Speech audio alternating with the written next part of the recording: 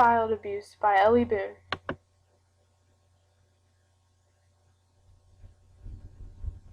Every 47 seconds, a child gets abused. That means at least one child is being told they're worthless. 47 seconds pass, and another child doesn't get fed. These examples are only a few things that abused children go through. After getting abused, it affects the child's mental health greatly.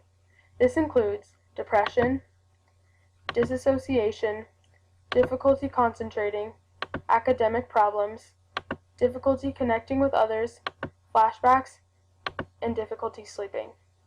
This is devastating because these children are just starting out their life, and people they know abuse them when they've done nothing wrong.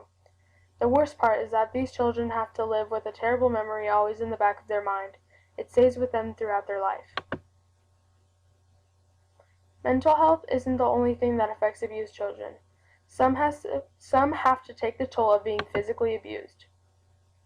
Some harmful influences include bruises, lacerations, welts, abrasions, swelling, poor hygiene, sprains, lack of nutrition, fractures, and burns. These abused children go through this day in and day out. This needs to be stopped.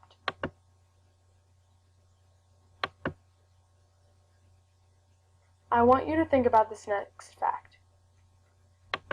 When a person is abused as a child, they will most likely abuse their own children. The parents are just putting their own children through the same traumatizing experience that they went through. Child abuse is a never-ending cycle because the parents who were abused in their childhood abuse their future generation, and so on. Stepfathers, fathers, and boyfriends are responsible for nearly 70% of all child abuse. The remaining 30% of child abusers are mothers, stepmothers, girlfriends, and daycare providers.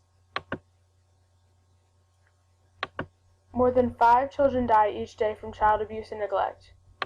There are over 6.2 million reports of child abuse and neglect each year. Over 15 million children witness violence in their homes every year. The abusers don't think about how the abused children will never forget this terrible experience. It's like a weight on their shoulders they can never get rid of. All they want to do is forget.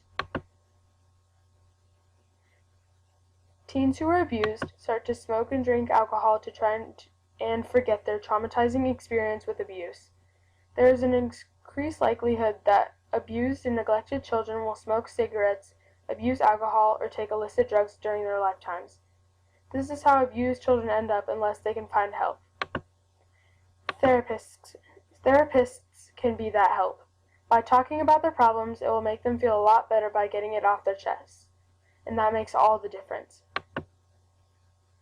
By the time you're done watching this presentation, at least 4 children have been abused or neglected.